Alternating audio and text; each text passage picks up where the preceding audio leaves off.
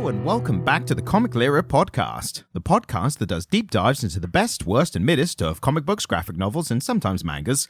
I'm your host, the soon-to-be known as Comic Stan, and with me as always is my suburban co-host, it's Jamie. What's up, my driller?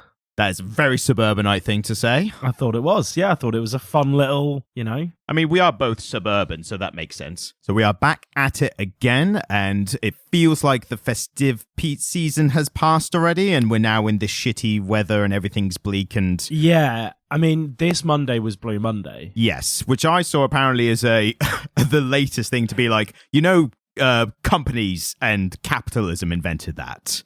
Really? Yeah, I saw apparently it's a thing where they want to try and get people booking holidays. So the idea it was an advertising drive to be like pretty sad right now, but you could book a holiday. But then the counter argument I saw to that was it was like, yeah, but it is still depressing as hell right now. Like the most depressing thing ever happened to me the other day. What a fantastic way to start a podcast. Let's go. Can we have a brief story time with Jamie?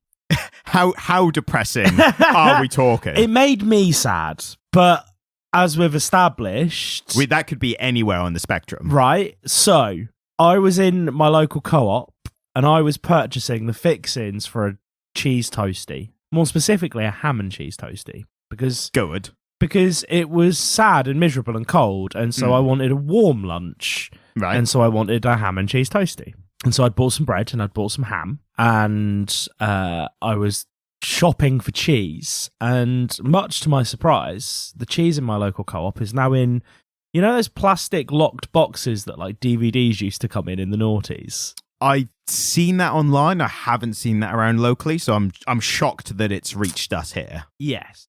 So the cheese is now in anti-theft hardware. It's still not worth enough, I would say, to know it being in said anti-theft contraptions. This was my thinking. So anyway, I picked up the huge container that had the cheese in it, and I walked over to the counter and I handed it to the lady, and I kind of had tried to have a little laugh with her, and I went, we really are living in a dystopian future, aren't we? That's big words for a co-op. Well, this is it. But her response shocked me because she went, yeah, it's disgusting. People keep stealing it. We've even had to hide the shopping powder behind the counter. And what made me sad is that this woman who is working what I imagine is a minimum wage job thinks that the people who have gotten so poor they need to steal cheese are the fucking problem here. Yeah, it's a few steps down from the people who steal was a baby formula. It's like, if you see it, you didn't see it. Exactly. To be clear, if I see you stealing food, I didn't see you stealing. If I see you stealing fucking basic stuff to clean your clothes with, I did not see you stealing. It really depends on the food. If you're saying basics, like... Cheese? Cheese I would class under. Absolutely. If you're stealing a Rustler's, I'm like, come on, mate, steal something healthier or I'm ratting on you. Like, this is for your own good. Like, I will not... if you're stealing a chocolate bar, that's not if you're stealing Rustlers, you're going to need to steal one every time you're hungry. If you're stealing cheese, that cheese is going to do you for, like, maybe 3 or 4 days worth of meals. Yeah, that's what I'm saying. So your basics, bread, vegetables, meat, as long as it's not, like, an expensive steak, because that's when I'm like, you're stealing desperate for fine steak. So anyway, I battered the bitch with a fucking basket and stole all the cheese. No, it just made... You're the Robin Hood of cheese. And I just stood on the street corner giving it to all the local hoodlums. The hood of Leicester, Red Leicester. Is that a thing? Is that a bit? Robin Hood of Cheddar Gorge. Yes. But no, so it just made me a bit sad that this is the opinion of people, in and amongst the working class, that they're turning against each other and they're upset at each other because we've all gotten so poor that apparently we need to steal cheese now. Well, it's a fucked up world, but I think I've got something that'll make it a little better for you in this instance. We had a comment on one of the shorts, so I thought I'd bring to the table here. Exciting! And it's nice, when to think about. We just, we get on here, we talk our bollocks, and we hope people like enough they'll come back next week. Like that's what we do. Yeah, but the negative comments are the fun ones. But sometimes it's nice to know that we're helping people with what we do here. And it's nice to get confirmation from someone that what we're doing has made, an effect on their lives. So basically, we got this comment. I thought, that's fantastic. I'll read it out. We've helped someone because what they said is, on the short, a little clip of the episode, they said, if it is a podcast, I know what not to listen to from now on. So we've helped someone Oh, not have to waste time. Oh, that's beautiful. We helped them refine their podcast choices by eliminating ourselves from the runnings and thus saving them time. So I think, if anything, we've actually helped people with our bollocks. So to whomever that person is, that is just fantastic. I looked at it, I thought, beautiful. Which short was it? It was the first of the two parts about Batman's dick. Well, there we go. Yeah, and do you know what? I think that was some really hard-hitting journalism. Yeah, I mean, did they know that Batman's dick had been in a comic? And that it was big?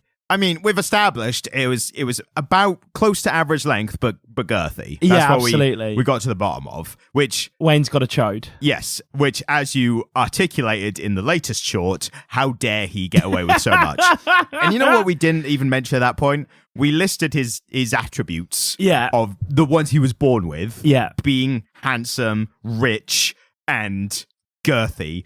We didn't even mention the fact that he was Batman. Like, that wasn't... I would trade all of those to be Batman. Would you? You'd yeah, be an ugly Batman with a small dick and no money. I don't know if even average-looking Batman, if that would fly as well or not. Like, his romance with Catwoman, if he pulled down his mask, and she was like, actually, should we just be friends? I mean, is Batman known to be handsome? Yeah, absolutely. He's not the most handsome in the DC universe. Who is? The most handsome is, ironically, based on what we just talked about, it was the first Robin, whose name is Dick Grayson. Dick Grayson. It was back when Dick only meant Richard. Richard, yeah. What's the old how'd you get Dick from Richard? Don't know. Yes, nicely.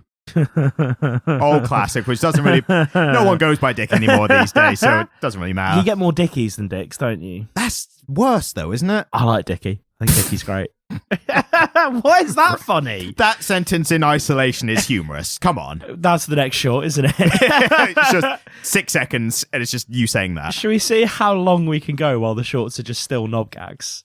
Like, how much we can wring from that? Do we want to either A, alienate our audience, or B, create an audience that might not be catered to, like, our deep dives on comics where, like, well, actually, the themes in this part really dig into the character motivations. Like, get the dick jokes out.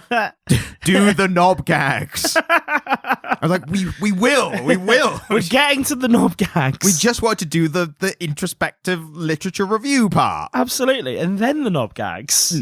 But so to whoever left that comment, thank you. We appreciate your input. And if anyone else wants to leave comments with any such criticism, constructive or not, we will read them out because as long as it's hilarious, we'll read them out. If this is a podcast, I know what to not listen to. That's so good.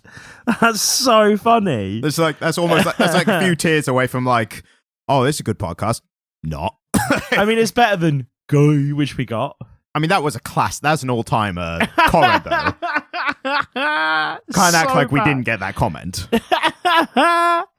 Oh, should we start? Should we get into it? Yeah, we're going to get into it because I think there's going to be a little more somberness in the following hour or so discussing this comic. You've seen from the title, as I always put it every time we talk about it, we are doing the latest comic from a writer-artist duo, which I'm going to get into a bit. The latest title, Where the Body Was, written by Ed Brubaker and art by Sean Phillips. Now, this one, I was excited before we even read it because this is a creative duo that I have been following for a while, and they do great stuff. Obviously, they both come from comics, and they both had their work in like the big two, and that's how they came up. But when they started working together, almost exclusively, like they do other stuff here and there, but like their main stuff is together. They have produced, like, in terms of a hit rate of like a consistent duo, theirs is the highest. Really? I don't think they've got. I wouldn't go so far as to say they've had a single title that's like a best of all time or anything. So they're not like all the other creators we talk about was like, oh, that comic was the best of all time. But then there's a couple of others you might like, and then you don't really look at everything else. Theirs is a pretty consistent hit rate of great comics, I would say. Yeah. Most probably known for one called Criminal, which was a kind of anthology-ish series in the sense that each individual series was a isolated story across like 4, 5, 6 issues or whatever. Yeah. But it was always a new character in each one, but set within the same universe. Always like a noir thriller type thing, always about crime, as given by the title.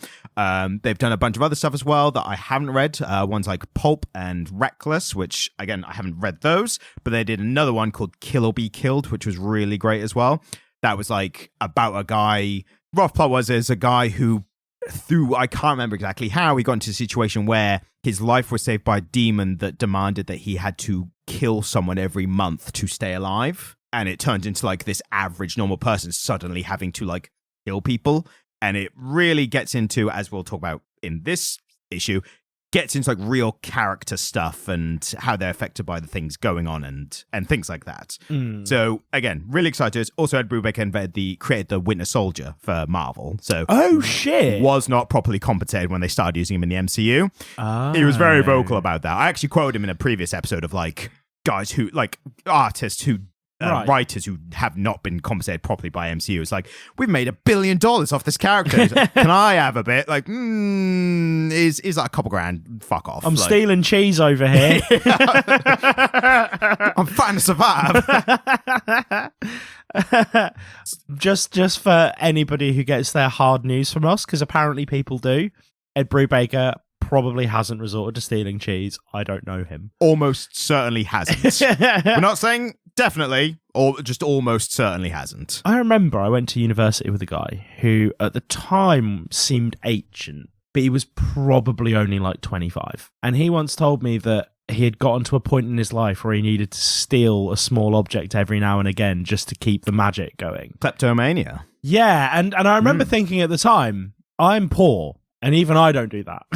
Like it's the risk to reward kind of thing. Like the more times you do it, the more likely you're going to be caught. And then that's a whole hassle that you don't need. And like as a teenager, when you're shoplifting, they tend to just like give them a slap on the wrist, call their parents, scare them a little bit. Depending on what it is that you've stolen. Yeah. You're not going to do that for like a HD TV. Do you know the story about those two teenagers that just started robbing celebrities' houses? No. Oh my God. So one of them was like, had her family were pushing to be like the next Kardashians, and they were making a reality TV show at the time. It was like the late noughties, and they just came in the background through the window like, oh, sorry.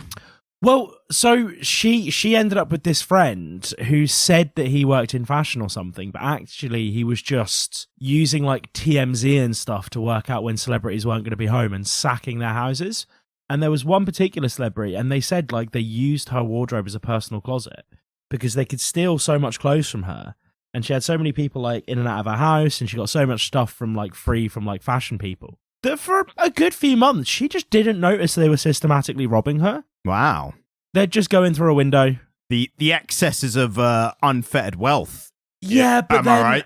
But then they took it too far and they started stealing jewelry. And it was like, so they stole a lot of stuff that she'd gotten for free, but they also stole stuff that was irreplaceable that came from her family. And it's like, just because somebody's rich, I don't think you should necessarily steal from them unless they're the Co-op and it's cheese, in which case I firmly advocate for it, apparently. The extremely wealth hoarding Co-op. Anyone who doesn't know, for any of our non-British listeners, the Co-op is a small supermarket chain in the UK that, to some degree, is still cooperatively owned. Like, I don't fully understand it. Back in the day, it was like very much cooperatively owned, and everyone would invest in their community to have a Co-op. All I know about Co-op is their meal deal selection is leaves a lot to be desired. It's piss weak, isn't it? Yes, it's not great. Although they used to do like, you know, the sandwiches they have in the little black paper bags that have like a plastic insert and they're big and like thick and square. They used to do a salmon and poached egg one of those that I fucked with. I fucked with that stuff. I think there might be some people who are like, I thought they were going to talk about the comic, and they're back on Co-op somehow. I'm so sorry, guys.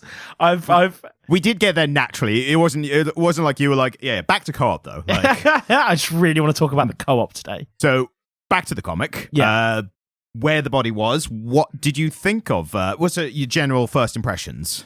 I enjoyed it. Again, this is one of those that I'm not sure if I liked it or I was just having a good day when I read it. I was very relaxed. I was enjoying a nice train journey, and I sat down with it and I read it and I thought it was good.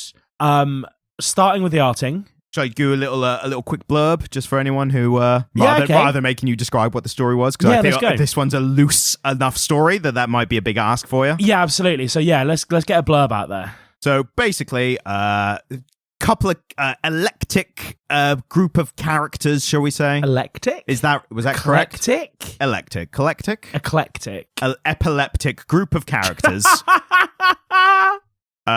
who all star in this kind of ensemble story. There's a word for these kind of stories. They did it back in The Simpsons when they had, it's like Pulp Fiction. It's like different stories converging, that kind of thing.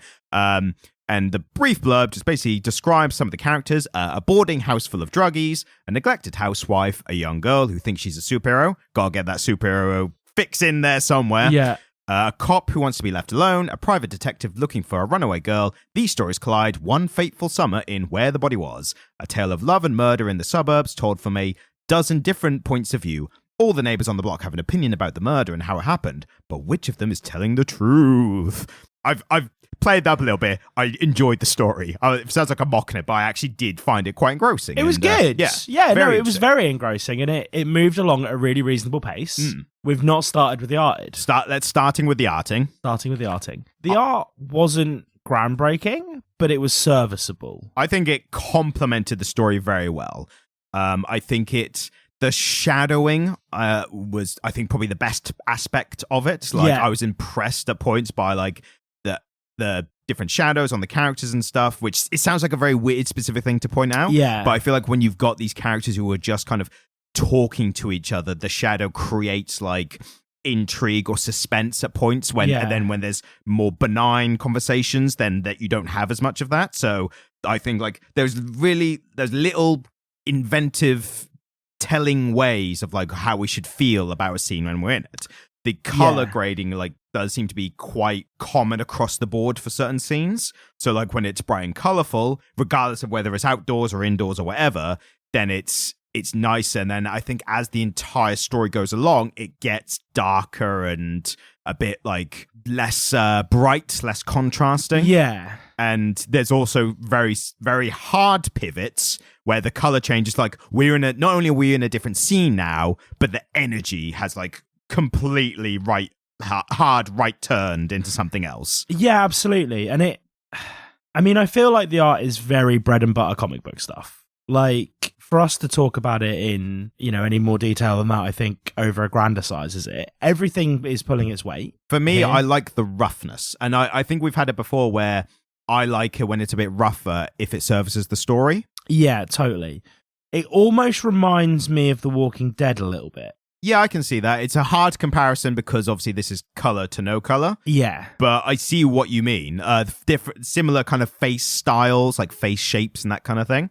I did find that, it's ever since your big complaint about janky faces, I've been more aware of that. I feel like here, there are some points where the faces aren't as detailed as other styles. Yeah. But I think the expressions always come across.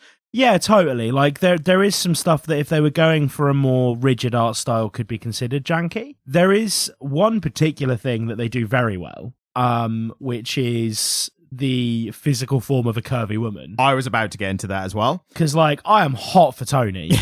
So one of the hard pivots I was talking about was one where it just goes from normal outdoor, this is quite early on in the beginning, normal outdoor, everything's fine, and then straight into some of the most graphic sex you've ever seen in a comic book. I'm hot for Tony, man. Yeah. She's an attractive woman. Yes. But I know exactly what you mean. I was going to make the same point. She looks like a real person. Yeah. And that really trying to get across how great that is and not any backhanded compliment or anything like that. By comic standards, people, and especially women, are portrayed in a certain way. If you've read any superhero comics, you know exactly what I mean.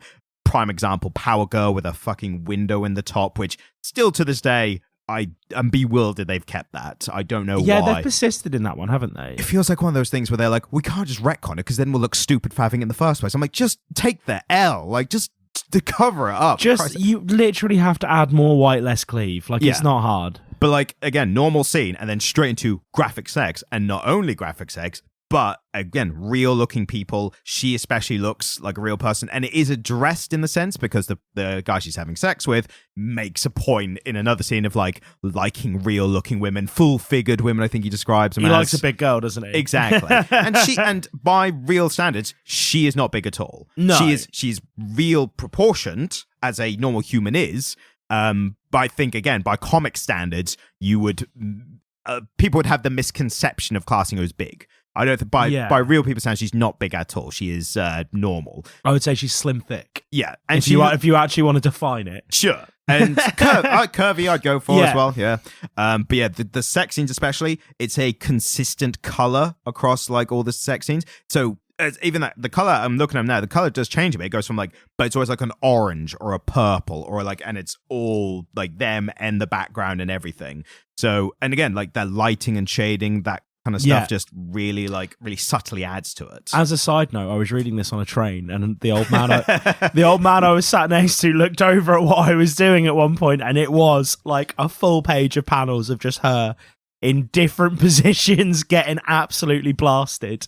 And it was like, I just kind of looked at him and I was like, long story. Back in the day when we were reading comics in a not to mention place of business, I had to literally skip through entire sections of Saga. Oh, so I was yeah. I mean, the one where they go to the brothel. I mean, even just the normal, like, wholesome couple having sex ones. I was like, I can't look at this in a place of business. I mean, Saga literally opens to a live birth, doesn't it? Like, that shit is that, it holds back nothing. But not as bad as just graphic sex. Yeah, absolutely. But no, yeah, I read this in public and I did have a little moment with this old guy on the train where I was like, I can't be asked to explain to him what I'm doing. Also, something you don't see a lot of in any kind of mainstream media or fiction, a lot of cunnilingus. Which that man likes to go down south. Great representation for, again, like, you don't see that often. There was a whole thing I think I've mentioned before where someone did like a fan art thing about Batman going down on Catwoman or something. Oh. Or they wanted to make that happened as well. But that was in response to a minor scandal where basically the Harley Quinn cartoon show, it's an adult cartoon, and they basically like self-referential jokes about the DC superheroes in the universe. And one of them, there's Batman and Catwoman's relationship, and they wanted to do a joke about Batman going down on Catwoman. Yeah. And DC shot that down. It was one of the few, when you watch the show, there's a lot of other stuff like that. Like at one point, Bane, who's hilarious in this, he's like really sad sack, like, I want to destroy the Gotham. And so it's like, shut up, Bane. He's like, oh, he's really sad sack, hilarious.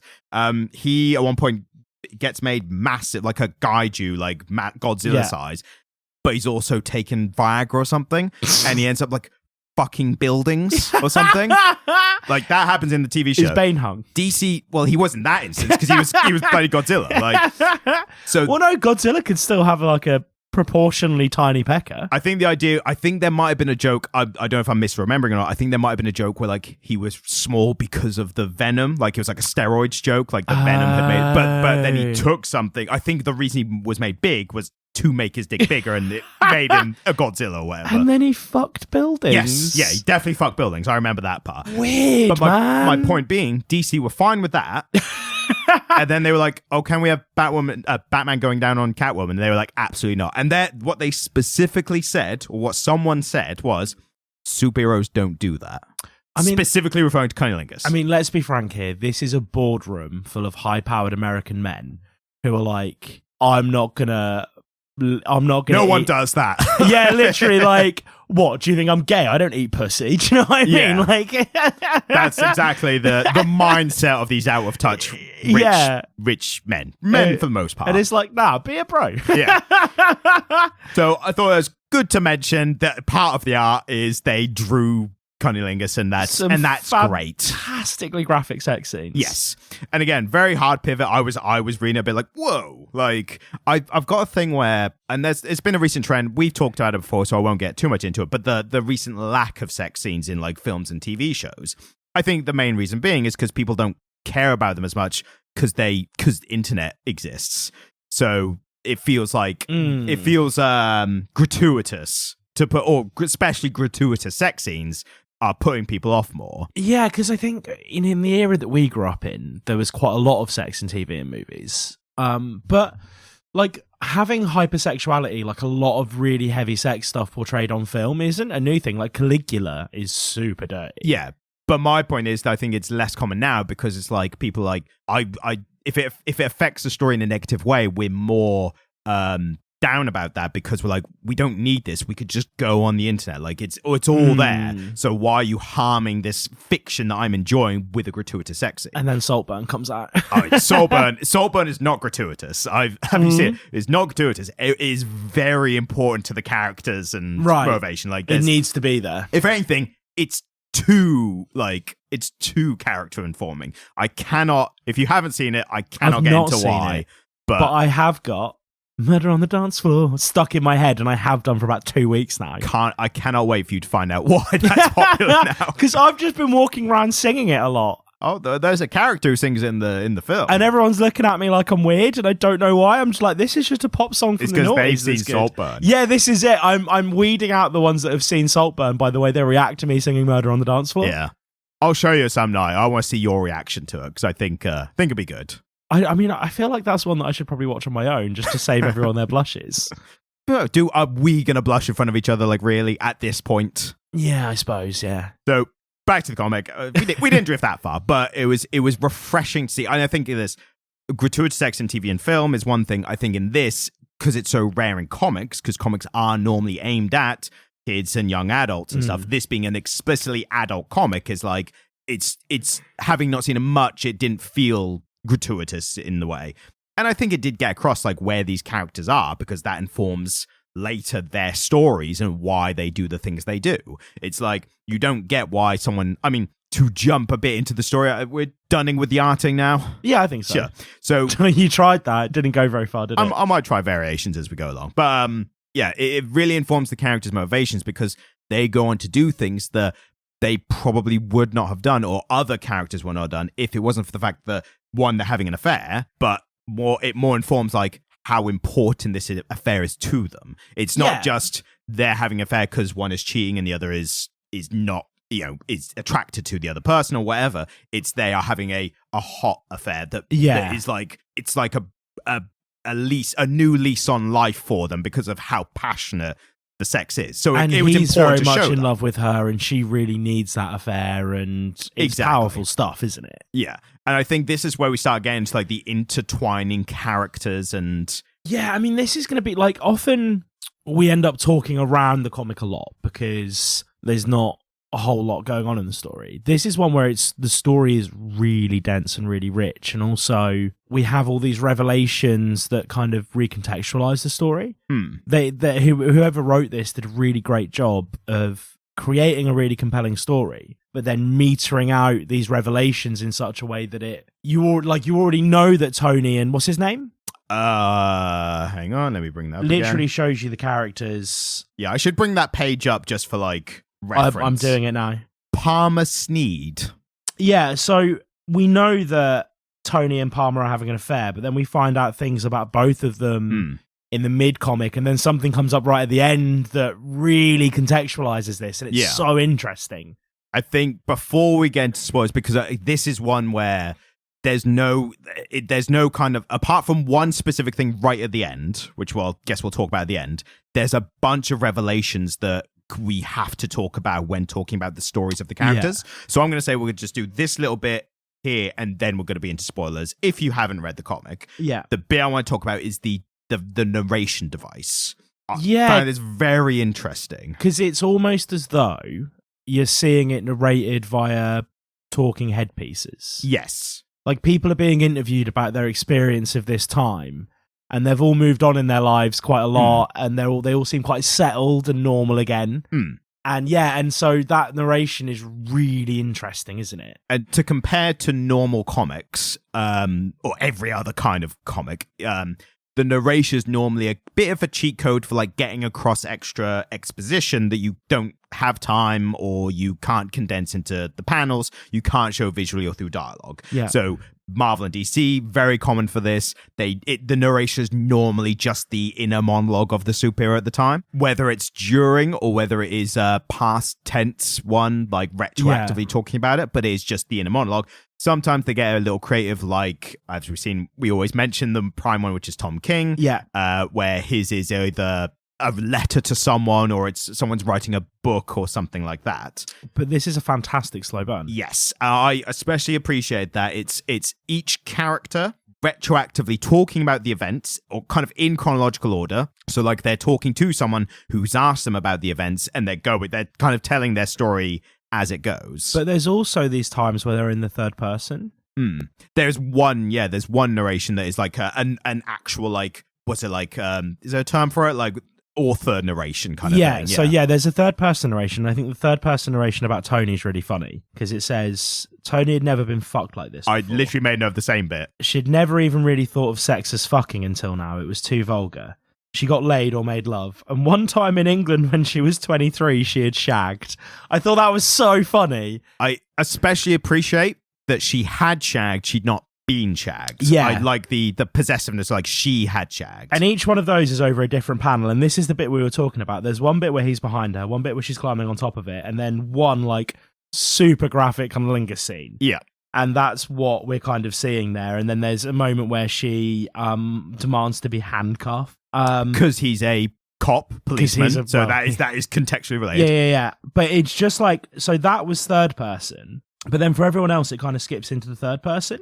But we also do see Tony being interviewed. And so we do get a first person narration from her. And so that was the one bit where I was like, I wasn't really sure what was happening there. Same. And then as it goes on, without getting spoilers just yet, it kind of subtly reveals that these interviews with people in the future aren't actual interviews.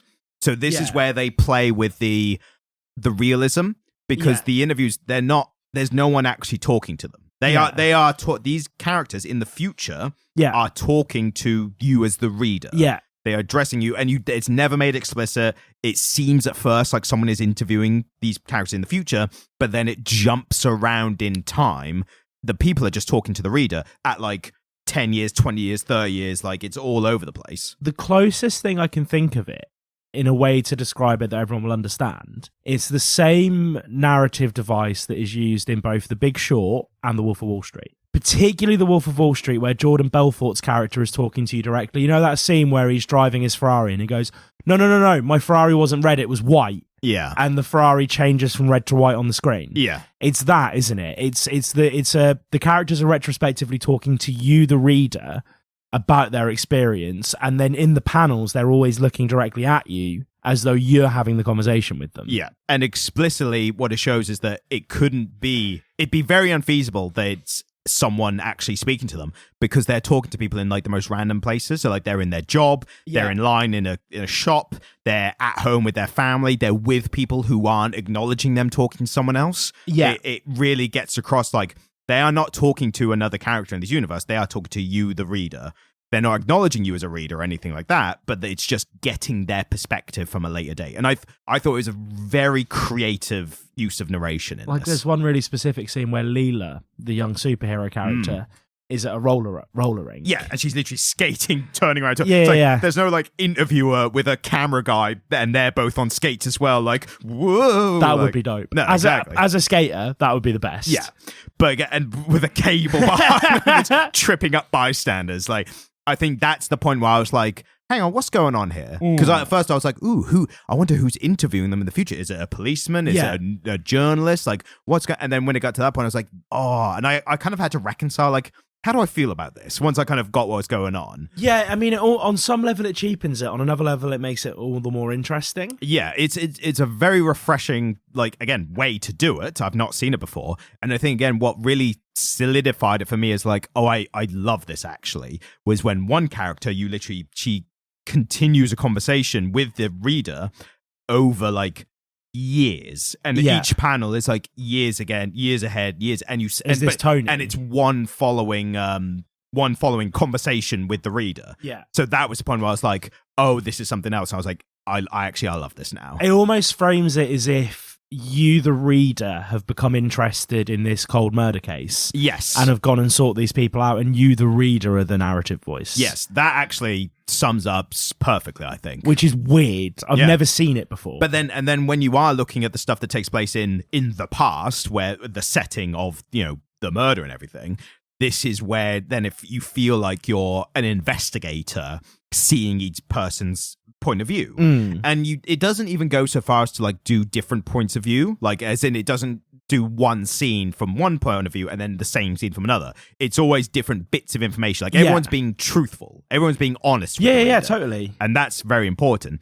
But what I appreciate especially is you'll have one bit where one character's talking about their experience with another and they're painting them in a really bad light, and then you get to a point where the other character in the future goes, can I say my part now? Are we talking about Daniel and Karina? Yes, exactly. Yeah. And then we don't really hear from Karina properly until the very end. And that bit was chilling, for me.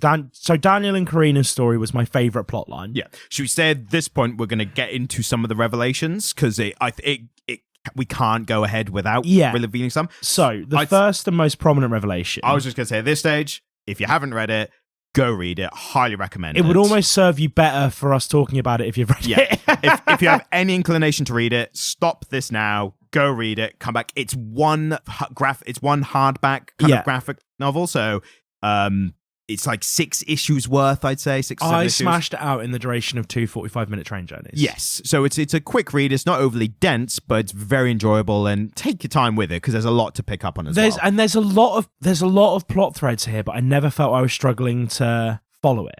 There was a couple of instances where I had to double back, and then I was like, oh, that's clever. Like, oh, I get it. I had to reread, but I was like, oh, I get it. I get what's going on here now, and I appreciated the added salty. I am going to go into just the way that they set the story up because I think it's useful. This woman and her husband buy a house, and he dies on the beaches of Normandy, and she turns it into a guest house, and she lives her life really happily with all of these hippies and just real bohemian artist kind of setting. Yeah, and that she just has people come and go and live with her, and that's how she spends her life. And then after her death, one of her nephews runs the guest house, and he turns it into a place of disrepute. And the ownership is being contested by several next of kin heirs. Yeah, and so we open up onto a fight that breaks out in front of this house. It turns out the fight is between a character called Sid and a character called Daniel. It's later, their stories kind of come into it later, but this cop breaks it up. He catches the eye of a local married woman, and then a couple of weeks later, he helps her in the house with something, and she just whaps him out and is like, come on, big boy. And he's lived next door for ages. Yes. She's not noticed, but then this instance makes her see him in a new light. And so they have this really steamy affair, and they both make it really clear that what makes it so hot is that there's this power imbalance. It turns out that he is not a cop. He works. Loved that reveal. Yeah, I mean, that's what really drew me into the story, because I was like, oh, this is the kind of story I'm reading now. Yeah. And so he's not a cop. His dad was a cop. His dad was a bastard. And he was getting a lot of reverence at his funeral from his cop friends, and he had his badge on his chest, and he said, no, I'm not letting you be a cop in hell. Stole it from the coffin. And then we see him slowly get into using the badge. And to start with, he just uses it to make his life easier. Somebody is lingering in a parking space that he wants, so he whips the badge out. But then it culminates in this first pivotal scene, which is the first time he used it for what he calls something good. Yeah. Which was to run this Sid guy out of town. And he even says, I felt like a sheriff running this Sid guy out of town. And he was a known bad guy, maybe a drug dealer. Like, people didn't like him. He was a nuisance. He was a real ruffian, Yeah. And so that was a really interesting character revelation, because when we first meet, what is his name? I'd literally just looked at it. The cop? Yeah, Palmer. Yeah. When we first meet Palmer, we think of him as this very straight-laced guy. Yeah, very stereotypical. Like, this revelation was the point where I was like, oh, things are not as they seem, which I should have known, because this is like Ed Brubaker's like bread and butter in terms of writing. Like, very interesting, not necessarily complex, but yeah, just interesting characters. So at first when I was like, he's a hard-ass cop and she's a lonely housewife and now they're having an affair, and like I was kind of going through those bits like, okay, it's interesting, but yeah. And then as soon as the reveal that he's not a cop, I was like, oh shit, like this is something. And yeah, it turns out that he had he's like very lonely, and this kind of was a way into him. He's like a shelf stacker at a petrol station. At a liquor store.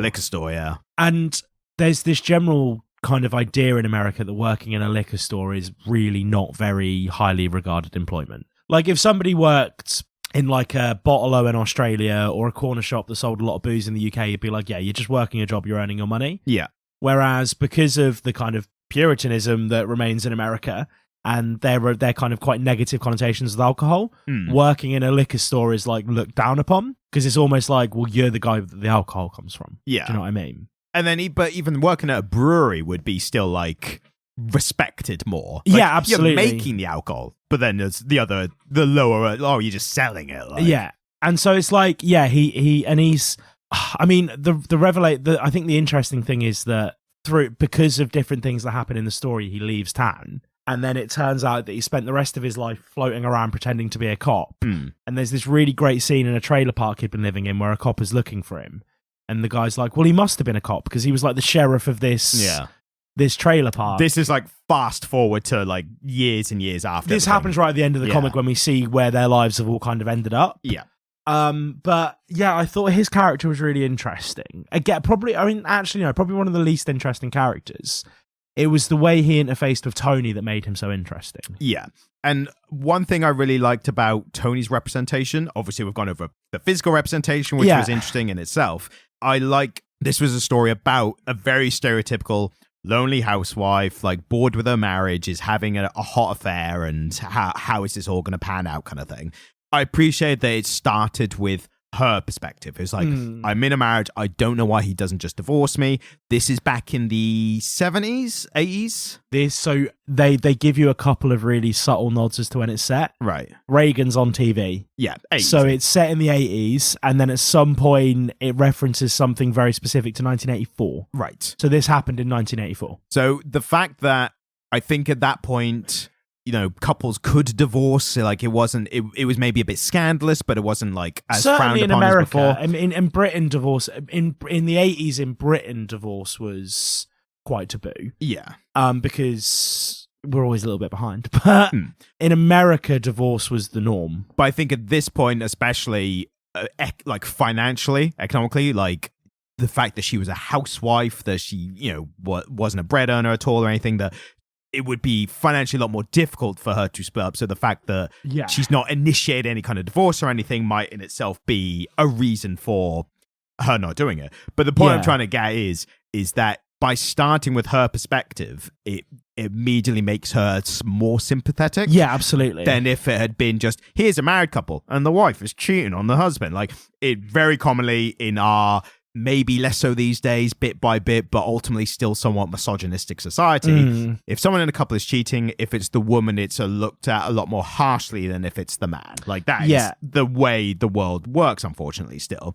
So by making her the first kind of perspective, it makes her a bit more sympathetic, and that in itself makes it more interesting to me. It helps the way they portrayed her husband, Ted, Dr. Ted, who is a psychiatrist. We find out later is a psychiatrist. Yes. He's not painted particularly sympathetically. He's kind of rude to her. So she is like smoking hot. Let's be frank. Yeah. He looks a bit like Sigmund Freud. He's like balding and old and kind of putting on a bit of weight with a little mustache. And we don't see a whole lot of him until the end of the story, do we? No, he's a background character in Tony's like story, and then when we get him later, it immediately ramps up interest as soon as we actually speak to him. Yeah, he never properly narrates, and that becomes apparent why later. Yes, there's a scene with him which I really loved in terms of like revealing exposition. I thought it was so clever. So there's a bit later where he is talking to another character, a homeless veteran. Yeah. Named Ranko, which is a great name. Sergeant never heard Ranko. that before, yeah. He's got a weird name, so let's at least Sergeant Ranko. Dignify him with his rank. Yeah. He's Sergeant Ranko. And naturally, at the time, he is a forgotten, discarded veteran of the American military-industrial complex. Yeah. He's homeless and living in a tent, and basically he seems a bit weird, but it's explained later why he is. I thought in another great way. He is having meetings with the psychiatrist character, and the psychiatrist, they're not proper like psychological meetings. They're like, he's basically hired this homeless guy to watch his wife and follow his wife. So immediately we're going, oh, he knows or he suspects the affair. But then when we hear his recordings, exactly, it becomes very clear that he's recording these interactions as if Ranko has become fixated on him and is stalking his wife. Yes. And it literally, the change, and this is a part where I had to reread to be like, hang on, have I missed a bit? And when I realized I hadn't, I was like, oh, that's better. Like, I haven't missed a part. It's the hard turn is part of the reveal. Yeah, absolutely. So he's talking to Ranko, and Ranko's like, I saw her the other day, and there was some guy going in the house, whatever.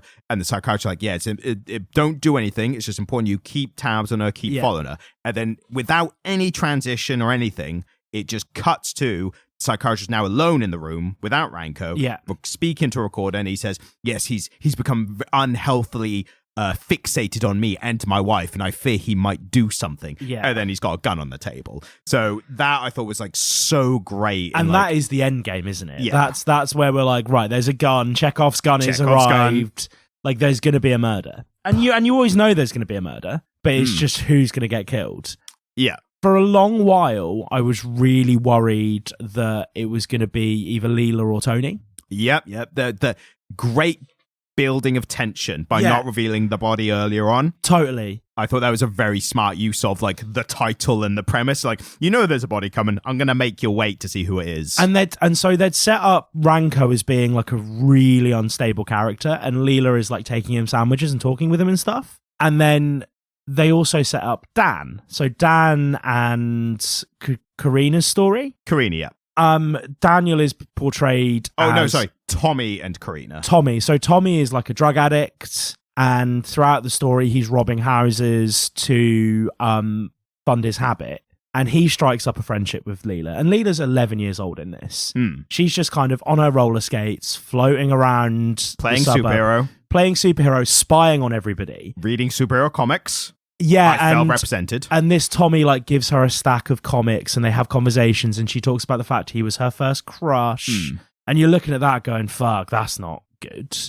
And setting up all these interweaving connections between all the characters, which I thought is one of the best versions I've seen of that style. Because it was subtle and it all made sense. Yeah. And I really had a sense of the fact that, if she was roving around the neighborhood as a naive child, investigating everything and watching people and observing people, it would stand to reason that she would end up chatting with some of them, particularly as her family didn't pay much attention to her, often shut away in the house. Grandma didn't speak any English. Yeah, that little bit of like her probably being the most fluent in English. Yes. It kind of creates an isolation, not only between her and the rest of the world by not being white, but also with her and the rest of her family by being the most American in her family. To be clear, because of the work I do, so many alarm bells set off of like vulnerable child.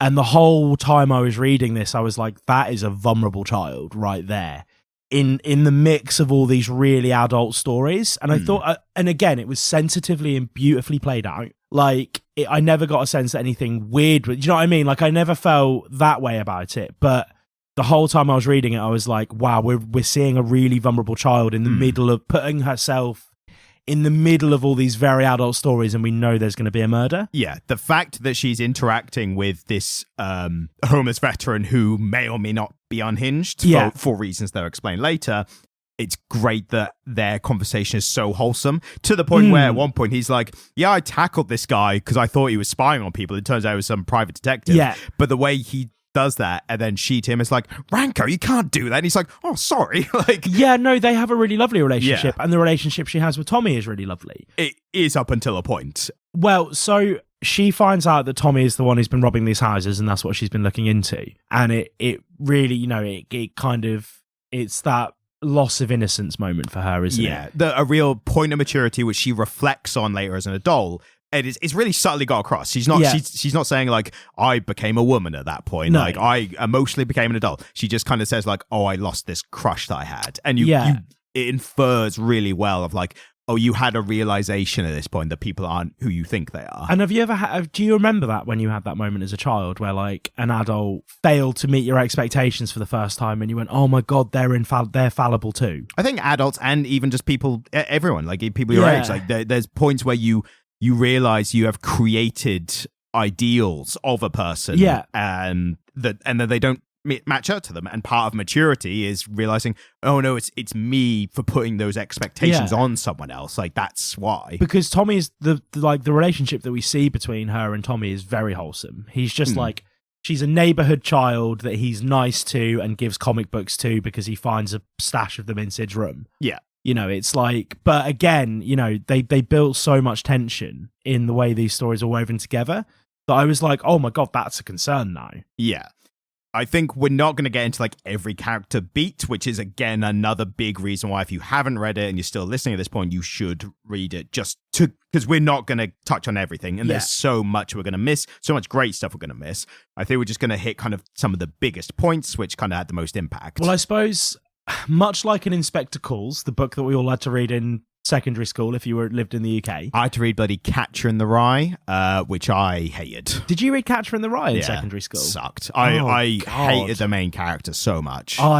So I hate Catcher in the Rye because I read it a bit later. I was like 18, 19 by the time I read it, and I thought that Holden Caulfield was a precocious piece of shit. I read it like 13, 14, and I just thought he's a whiny asshole. Like, so because there's a divide, there's this really interesting divide between people who do and do not like Catcher in the Rye, and it often comes down to when they read it, like when in their life they were exposed to it, because a lot of people who read it quite young really identified with Holden. Yeah. But anyway, so this private investigator comes, and he really is the catalyst for everything going wrong. Yes, a lot of people have their stuff going on, extra legal like activities or what have you, so the fact that there's someone there that they're like, oh, they might affect like what we're doing right now, that actually spurs them to act in different ways, change their course. Like it starts the ball rolling of what's the expression of like was it the Rube Goldberg machine? Do you know what I mean? Yeah, like that kind of, for British people growing up, the mousetrap, like it started the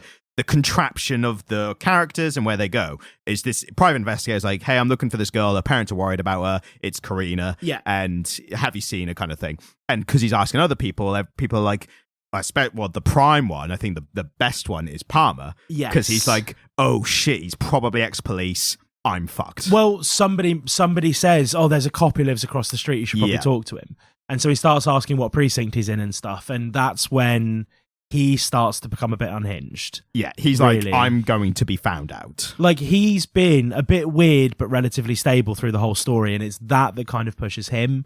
He's a character that he's fine when everything else is fine. Yeah, and then, of course, the fact that there's a PI sniffing around the neighborhood complicates Dan and Karina's story because they're robbing their neighbors. Yeah. And so that kind of pushes them to the point that they're robbing, instead of just robbing the occasional house to make money, they go around the whole neighborhood to get as much money as they can to leave, which is what puts them in the murder scene, isn't it? Yeah, so, well, the actual murder scene that is the point of the book, of the comic, is really interesting because it happens so unceremoniously. First of all, we don't see any murder or anything. We start by literally, you turn the page and the first thing is a body out on the sidewalk in the middle of the day, just open day. The private investigator is, for spoilers, if you haven't got to this point, private investigator is dead on the sidewalk. And what I loved especially is at this point, I think you were as well, you're asking, where is this body coming from? Who's it going to be? You see the private investigator, and then Lila, or Leela, I know we'll go Lila, we'll go Lila. Lila is the first person to come across the body, and immediately that's what you were saying about this kind of, this point of innocence, this character representation of innocence is suddenly confronted with, she was like investigating house robberies, and now she's got to report a murder scene or body. So she's running around, going to all the characters, or the adults, one of being Palmer. Palmer's like, you sound crazy. Oh no, so she's running around, she goes to her mum. Yes, and then she goes back to the body and it's gone. And Palmer's taken it because he doesn't want it to look like he's killed it. And that's a very quick reveal afterwards. Yeah.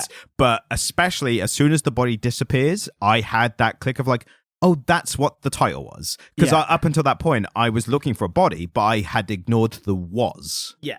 And when the body disappeared, I was like, oh, where the body was. Yeah. Right. That's exactly. Because the whole way through, I just assumed that referenced that suburban cul-de-sac. It's like that cul-de-sac is where the body was, right? And that's what we're seeing all the lives in this little community. Yeah. And it becomes a very literal at that moment. Past tense, yeah. Yeah. And so the ultimate revelation, and I think, what the story is, had that PI not been there and put all of those people in the same place at the same time, what we were driving towards is that the doctor was going to frame Ranko for murdering Tony. He was going to murder his wife and frame Ranko for it. And so we get to this scene where Dan and Karina are in Tony's closet, ransacking the place. Yes, they were robbing. Palmer went round to try and get Tony to run away with him. Well, initially that, but then he can't bring himself to tell her that he's not a cop, and so he says he's going away, and actually he's going to run away. To a police conference up I north. know, ridiculous. So he really goes ham with the police stuff, I'm going to the police conference. Like, how long did it take you to come up with that? Well, I mean, very on the quickly, spot, yeah. And he's not a great improv, is what I'm saying. And the doctor comes in, finds that his wife is in bed with another man, lets off a warning shot, goes through the closet, wounding Tommy, who falls out of the closet with Karina, and all hell breaks loose. Yes, and then Ranko busts in. Yeah, because so what we've realised here is that the doctor has so conditioned Ranko that actually he really feels for him, and he's finally had enough of Palmer being around there. Well, he says later, which I thought was good, was he explains, like, he runs in hearing the shot, thinking that it was the cop, because you would assume the cop has the gun. And then he says when he goes in and sees the doctor holding the gun, immediately he worked out, like, instantly. And he was like, oh, you're the guy, and like tackled him and got the gun away from him and stuff. Yeah. And it does feel like the doctor, as soon as he kind of fired the shot and realized he'd hit someone else, I think immediately his plan went out the window. He was just like, I'm done. I'm giving up. I'm not firing or anything. Like, I think what was so terrifying about him, and they did it very purposefully, is that he admits to what he did, but he never tells them why. Yeah. And then he dies of a staph infection in prison, and so we never find out why he wanted her dead. And that's why we never get a narration from him. Because not only is he not alive in the future to give us one, but at no point after the main story, he never talks to us because he didn't talk to anyone. Yeah. So even though we are this ethereal investigator speaking to people, free of like constraints of reality, we're just talking to the people as and whenever. He did not speak to anyone, and he won't speak to us as the reader either, implicitly. The point where he's sitting in like court or something, and he's just sitting there silently, and it's kind of like one panel on him. He's in a prison cell. Yeah, I felt like that was him refusing to speak to the reader almost. Yeah. So, I love those little, again, very subtle points that you can just interpret how you want. Yeah, and I think so Daniel and Karina, Tommy and Karina's story is the one that really stuck with me. Yeah, because once we got Karina's side. Yeah, and so you as the reader at some point interview Karina, and she says, no, I did love him, but I was in such a fractured, broken place that I was saving him for later, because if I'd had sex with him, it all just would have fallen apart. Yeah. And they do get together years later, and it's not a fairy tale, and they break up. Yeah, but what's the happy ending part of that? Like, it's not the fairy tale ending, but to me, what the happy ending is, they had a good go. They had a real attempt at a relationship as normal adults. Yeah, they absolutely. weren't strung out teenagers. They actually gave a good shot, and it didn't work out. But the fact they had that chance at all is, to me, in itself, a happy ending. It's lovely. It's a resolution and closure for them as well. Yeah, because if they'd never met at that point, it would be like, what if they had that? What if? And again, we've seen a few different representations of like people in the throes of drug addiction, particularly heroin. A really notable one was Ice Cream Man. Yes, yeah, for horror story purposes, so a lot darker. Yeah, and this, like, they both got the most positive outcome you can get after a heroin addiction, which is not doing heroin anymore. Tommy went to hospital and then rehab. And then probation. Yeah. And she was sent away to live with relatives on a farm. And that panel where she, like, her hair was always scruffy and, like, dyed a funny colour. and then she's got this like long blonde hair, and she's leaning over a fence post on a farm, and like looking healthy, and the content. whole panel is like flooded with this golden light, and you're like, oh wow, that's just such a beautiful. And again, that the lighting and the shading, like the really informing every single panel. Yeah, no, when you said this earlier, I kind of glossed over it, but the whole comic is beautifully lit, isn't it? And again, the darker moments are very shaded, and there's like points, especially in the explicit sex scenes, there's like points where their faces are like covered in shadow. There's actually, now I think about it, I was literally just saw it a minute ago. There's parts where Palmer's face is completely covered in shadow and Tony's is not. Yeah. And is that like a subtle reference of like him hiding his true self, whereas she is very open? Yeah, and then you've also got the idea that like he is the light in her life for that in those moments. Yeah. And so like she is literally basking in the glow of somebody who wants her that intensely. But he is not out of the darkness. He's very much in the darkness in these moments as well. So yeah, because she's lying to somebody else about their relationship. He's lying to her about it. Yeah. I think there's the mystery of why the Doctor wanted to kill his wife. I thought that was a bit redundant. I was like, he knew she was cheating on him. Like, was that not enough? But yeah, possibly. But he doesn't. I just assumed that was it. Yeah, I don't know. I mean, I don't. Yeah, it's interesting because I kind of felt that he was because he said, I didn't act through emotion, everybody else did.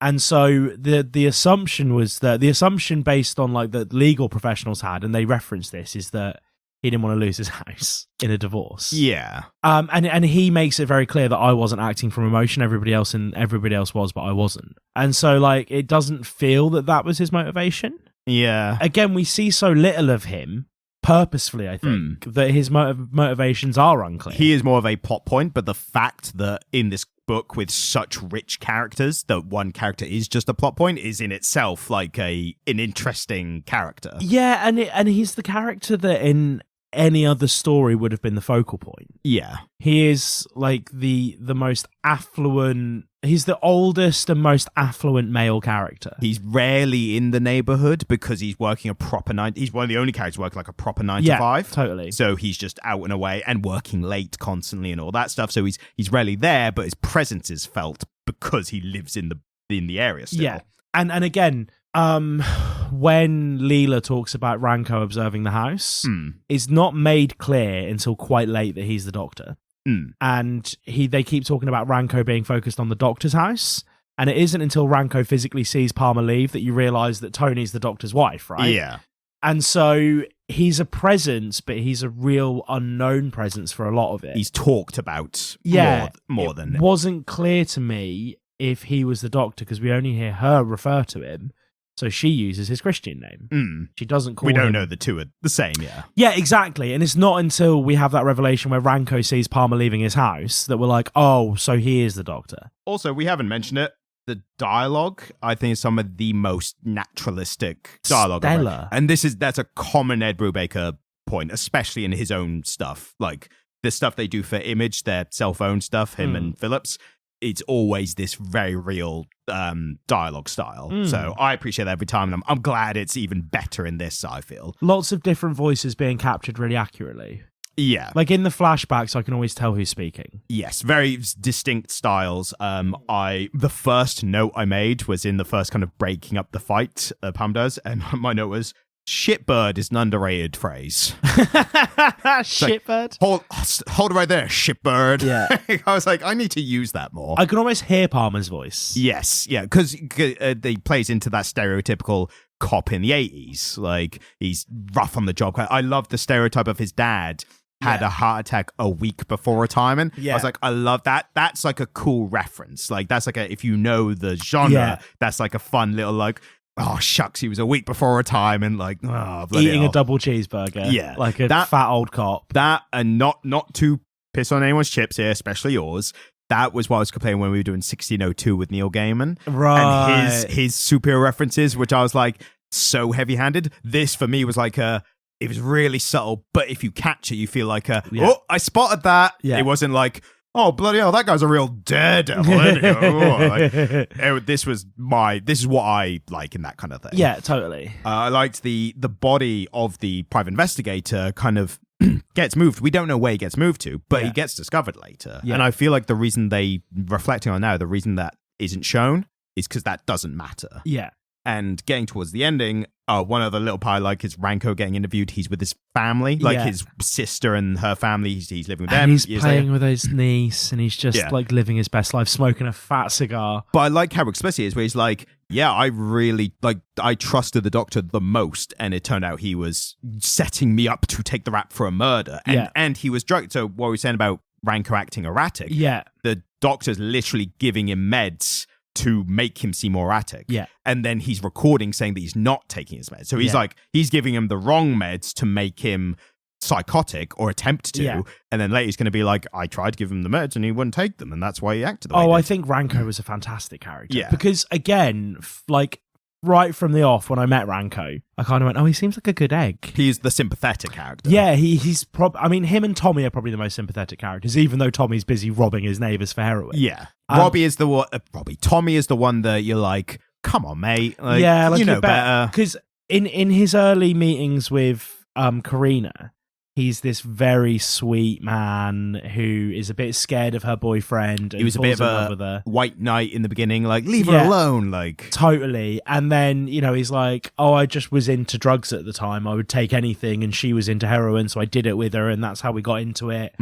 The bit where they're like spooning in the bed and the spoon and the needle is by the side. That's like quite harrowing. Like, but also you see the tenderness in that moment, even though it's a fucked up scene. Like, you see how you can mistake that for love in that moment. Yeah, totally. I mean, and they did both love each other. They both genuinely loved each other. Yes, but she was also banging other guys, which is, again, she very explicitly says, like, I was in a fucked up place. I was doing these unsympathetic actions because, she was all over the place. She was messed up in the moment. So that, again, makes it a bit more like, look, I don't condone your actions, but I get it. Like, you're young, you're literally on drugs. Like, and Tommy has an opportunity to sell her out. There's a day where the dad turns up and he's like, the PI that we hired has gone missing. The police are now looking for her. Where is she? And he's like, I don't know. And she's off with another guy. And he says, I considered just setting her dad on her, but I didn't. And so he ultimately, after everything that he went through with her, he had the opportunity to sell her out and didn't. And that made him such a sympathetic character to me. Yeah. That he did what he felt was in her best interest, even when she was acting in a way that was making him really sad. Yeah, he could have been like, actually, I think she's banging out the guy, so I'm going to rat her out. Like, he didn't revert to that, which was positive. Totally. And again, their story was the most compelling. I think the end of this made it for me. So one thing I wanted to address specifically is we kind of have an ending, a resolution to all the character stories, and then the comic goes, by the way, do you want to know who killed the private investigator? And I think that's a very explicit way of telling us as the readers, it doesn't matter. Yeah. How he died does not actually matter. I'll tell you anyway, because you'd be mad if we didn't. You'd finish, you go, oh, that was great. Hang on. Like, and that's how they style it. Like, it ends, and then it goes, by the way, do you want to know who killed him? I think it really, really plays into the American psyche, this. The paranoia. Yeah, because, so ultimately, he is looking for Karina, and he climbs up to a window, and he sees her having sex with somebody, and she's naked and she's beautiful, and he feels intensely lonely, loses his grip, falls off the window, smashes his head on something, and dies. And not even die. Oh, I liked the added realism. He didn't die immediately. He landed, was physically fucked, tried to get to his car, and died of the injuries, like from crawling to the car. He says, my head hurt in a way I knew was bad. Yeah. He was like, this is it. I think this is going to be it for me. Yeah. And again, he's speaking retrospectively there. Yeah. Which is interesting. But I like the fact that Americans kill each other at such a rate that when you see somebody in the street dead, the automatic assumption is that they've been murdered. Yeah. Like, I think that really speaks to the American character. To be fair, I don't know if I would have the same thought. I don't know if, like, if we saw a body on the street, would you not think that was like ill intent had happened? No, I would assume they got super drunk and fell over. Okay, that's the thing. Depending on the time of day, if I saw somebody collapsed on the street, I'd be like, they've had too much to drink or they've done drugs. Now that I think about it, I don't know what I would think until I was in the moment. Yeah, this is it, isn't it? But well, I mean, we have less non-gang related murders in the UK, don't we? Not none, just less. It's not net zero, but by a wide margin, most of the murder that happens in the UK is gang related. Yeah, that's fair. And so the automatic assumption, if you see someone collapsed in the street, is, oh my God, they've gotten drunk and passed out, because what we do have is a very high rate of alcoholism. But to be fair, I mean, we kind of assume that, I guess, but also it's the fact that the body is moved is kind of the clearest indicator that something happened. And that's explained very quickly by Palmer being like, I didn't kill him. And in that part, I like it's we so implicitly trust him because he's in the future talking to the reader. Yeah. So no one lies, and we already kind of understand that we're not getting lies at this point. Like they are speaking truthfully to us into the future. So when he's like, I didn't kill him, but I moved him because if there were police around, they would ask about the cop who lives next door, and I'd be found out. Very understandable. Like that's like a unique situation where every action makes sense. Like it's not contrived at all. And again, I like, as I said before, he moves the body. We don't know where. He gets discovered later because they say his murder goes unsolved, but they find the body later. But we don't see that because, again, that doesn't matter to the actual story of the characters we're seeing. Yeah. The dead body in itself is, as you said, it's almost like a MacGuffin. Like it's not a physical object, but it starts the actions that lead to where we get to. Again, I just like how unceremoniously at the end, they're just like, hey, by the way, here's how he died. And I think that's a very explicit telling of what is the fundamental point of the story here. It's what is happening with these characters at this time. The body is just a plot point. I think it's great that it wasn't murder. Yeah, that was important as well. So there's one character we've not talked about because she only pops up a couple times. Is it the old black woman? Yeah, and I think it's really interesting because I get a sense that we're not really hearing about her because she's just not that interested in everybody else's business. See, I know. I only just remembered her because I looked at that character sheet at the front. Yeah. And she's named there, and I was like, oh, we only saw her a bit at the start, and that was it. And I think you could almost take that character out, and it wouldn't make a difference, really. So she's really great in setting up how that guest house came to be. Yes. And I think her perspective at the end is really interesting because whoever this, narrative voice is, speaks to her at the end about who the killer was. Yeah. And she's one of the few characters who actually gives an opinion about who did that murder. But I just get a sense that like she's this old woman who makes a concerted effort not to be involved in everybody else's shit. Yeah. Yeah, she's representative in that way, I guess. Yeah. I did like that at one point they do cut to every character in the future. Yes.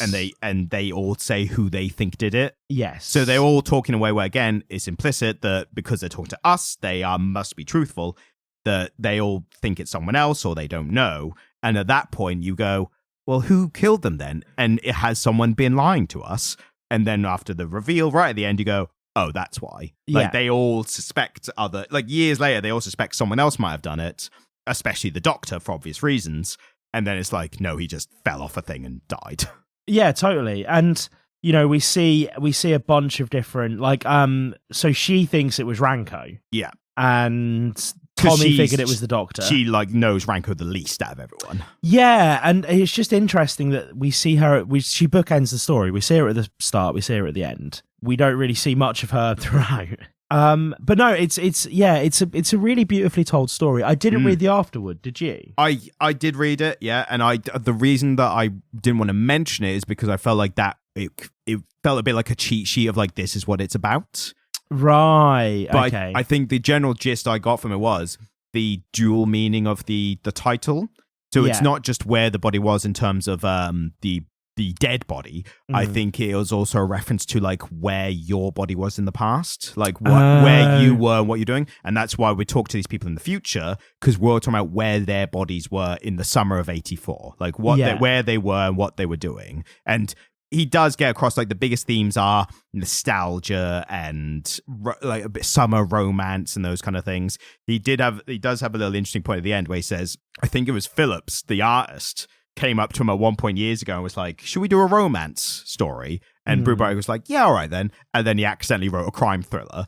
And then in this one, he set out to write a crime thriller and he accidentally wrote a romance. A couple of romances as well. Exactly. So it wasn't that Brubaker couldn't do it, but he had different inspirations at different times. I like the extent to which we watch Tony Age, because we see Tommy bottoms out at about 50. Whereas we see Tony go through her whole life. Like, she is leaving the town, she's working at a supermarket, she's an older woman enjoying a holiday, and then she's a really old woman being wheeled around a care home. Yeah, and the sad part especially is she never really finds love or even romance after Palmer. No, because nothing would match it, whereas Palmer has many relationships like that one, is what they say. Yes, exactly. And that is a sad kind of moment itself, but again, speaks to the realism, like, of, especially of these kind of characters in this kind of time setting. Like, it's sad but real, which makes it even more sad, which makes it kind of what the word would be. You're better with the words. It's a bittersweet, isn't it? Bittersweet is a perfect way to describe it. Yeah, yeah, it's very bittersweet. I thought this was quite powerful stuff. I thought it was great. It met my expectations for a Brubaker Phillips comic. So, and they seem to be, not slowing down at all. So, like, the next one that comes out, I'm sure we will jump on that straight away as well. Yeah, definitely. Goated. And I loved, especially, it was just one big release. It was a graphic novel. It wasn't issues. I've just actually finished a similar kind of comic recently, Tom King title named Danger Street, if anyone's read it. It's a similar style of, like, different characters and different stories. That was released monthly. I've just read it in a bulk as it's already come out now, but I cannot imagine reading one issue a month. I would have been lost between every issue. Yeah, no, this needed to be a graphic novel, not a comic book series, didn't it? This style of story explicitly needs to be like a novel or a graphic novel. And fully, having read a really, like, broad cross-section of graphic novels and comic books over the past, year and a half that we've been doing this, I genuinely think that presenting this kind of story in this way means that you can really explore things that it's hard to do on an episodic level. Yeah. Because it can be a slow burn. Whereas when you're releasing something episodically, every issue needs to be a contained story. Whereas this, you've got all of these stories that sprawl out over the entire duration of the comic book. Yeah. And it means that it can be more profound and it can be more powerful and it can reach these more... It can have a greater level of emotional depth. Yeah. I think it's part of the reason that we were both so besotted with 8 Billion Genies, because it did the same thing. Well, that, I think, did come out monthly release. Did it? Yeah. Because every issue started with that Planet Earth. Oh, yeah, of course it did. But fuck, yeah. even in this, like, I agree with your points, but even in this, it did kind of have, like, mild chapters. Yes, it did. So I think this could have been released by issue, and I think it would have had a similar effect. I'm mainly talking from a personal point of view. I hate trying to have to remember the story from a month ago that I just read like 20-ish, 25 pages worth. And I think this is what's amazing about comic books as compared to novels. It's one of the things that's different in the two mediums, is that a novel of similar length you would be hard pressed to consume in one sitting unless you were a very diligent reader. Do you think because a lot of the words are describing the visual stuff and the panels get that across quicker? Yeah, so I have memories of reading whole novels in one sitting. And I did an English degree. I've read a lot of books. Oh, fancy dad. Well, come on, right? Like, I'm pushing your buttons. I know. But I can specifically... We got a reader here, boys. I can specifically remember novels that I read in one sitting. Yeah. And they're special for that reason, because I was in one time and place. Like, I remember there was one novel I read in a day. I was living with an ex-girlfriend, but wasn't really meant to be living there. And so I wasn't able to go back to hers when she wasn't there. And so she was working in a restaurant, and I sat in the restaurant all day, and the chefs and the waiting staff liked me. So they brought me like 3 full meals for free while I was sat there. And I read a book start cover to cover in one day, just sat in a restaurant. And I'll never forget that novel, because I was in one emotional state and one place when I read it. With these like trade paperbacks, they're easily digestible in a couple of hours. And so you get that experience almost every time with them. Like Pride of Baghdad, 8 Billion Genies, this... I consumed them all in one sitting, and I think that's really special. Yeah. It's deep enough that there's something compelling in it, but it's brief enough that you can always smash it out in one go. Yeah, and I think, unfortunately, there's something to be said for the single issue, monthly or weekly or whatever release is more capitalist friendly because they charge a bit more for per comic. I hope that this kind of takes off in the similar way that, like, in video games, there's single player video games are kind of taking...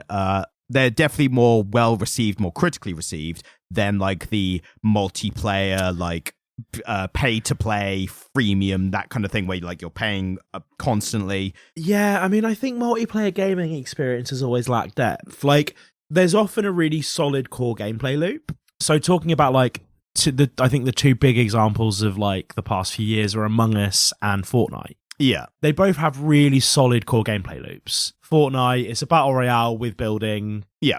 Core gameplay loop is solid there. Among Us, each round of Among Us takes half an hour or something, doesn't it? Not 5-10 minutes. 5-10 minutes. But the core gameplay loop is really strong. But they both lack depth compared to Tears of the Kingdom or something like that. Yeah, exactly. And so, yeah, I mean, for a while, multiplayer games were where the developers were really sinking all the money, wasn't it? Because multiplayer was new, it was hot. They are still, because the money is still there. Yeah. You get this argument a lot in video games where it's people well, Tears of the Kingdom wins awards, Breath of the Wild and Spider-Man and more recently Baldur's Gate and Red Dead back in the day, all those ones. And the people are why don't video game companies focus more? Because the audience clearly loves these kind of games more. And there's always that voice of reason, the next comment has to be because they don't make as much money. That will never change. Well, not never, but that will not change for the foreseeable future. And I suppose you go, if you're playing Tears of the Kingdom, you're making a 60 to 80 hour investment. Yes. At least. If you're nuzlocking a Pokemon game, you're making a big time investment. And you are wanting to sit on your own and play that game. If you're just wanting some shooty bang face, they're different experiences, aren't they? Yes, yeah. They want less narrative, more, action, essentially. Yeah, totally. You want something that you can pick up and drop within 20 minutes. You can be in a lobby with your mates. It's 20 minutes of gameplay at a time. Whoever wins, wins. You carry on. Yeah. But yeah, no, the level of depth here was fantastic, I think. Yeah, I would agree. Goated status. I think it's definitely earned that. Fully, yeah. Just for being such an engrossing story. And a nice reprieve from the superhero shenanigans. Definitely, yeah. I mean, that the non-superhero kind of more trade paperbacky stuff does well with me in general, doesn't it? Yes, and you need one every once in a while just to kind of cleanse the palate a little bit, I think. Yeah, and we've had a lot of fun with the superhero stuff the past month or two, haven't we? We've had a lot of fun with it, but just actually sinking our teeth into a really great story has been really fun. Yeah. And again, this will be one that this one, the trade paperback came out in December 2023. It counts. So, I don't know. We might have to... This would have done well in our cheers and jeers. 100%. Yeah, this would have been a contender for If we'd have gotten to this last year, it would have done well. Yes, absolutely. I think we've covered all the points that we can for now. Yeah. I would say we've definitely missed a lot because it's quite a dense story. We barely got into Leela's storyline. Exactly. So read it. If you've listened this far, you still haven't read it, please read it. There's still a lot of stuff you'll get from it that we've not touched on. Would highly recommend it. Yes. So, thank you so much for listening. I know that some people find us divisive based on our YouTube comments, but we really appreciate you spending this time with us. We are privileged and blessed enough to be able to get thousands of views for some of our things. Yes. And we get one comment out of the thousands that calls us gay, and that's the one we hyperfixate on, they must not like us. But we have a really great relationship with our bad comments. We find them really funny. Exactly. So keep them coming. So thank you so much for listening. If you would like to leave us a review, do so wherever you get your podcasts from. We just like to hear from you in general. We find it really good fun. Constructive criticism. Bloody hell, how can I say that? Constructive criticism. Constructive criticism would be appreciated. Funny, nonsensical put downs even more appreciated. Absolutely. If there's something you'd like to say to us that can't be contained in a rude YouTube comment, you can send us an email, comicliterate@gmail.com. And we make shorts. They're on YouTube. They're on TikTok. They're really good fun. They are our favourite bits of this podcast condensed into 30-second sound bites with visuals of Batman's dick in them. More recently, they have been about Batman's dick. That is not representative of us as people. That just happened to be, we had some material that would take a couple of shorts to get out. So I thought, well, let's just bash them out in one go. Hey! Like a penis or something. Thank you so much for listening and good night. Thank you. Goodbye.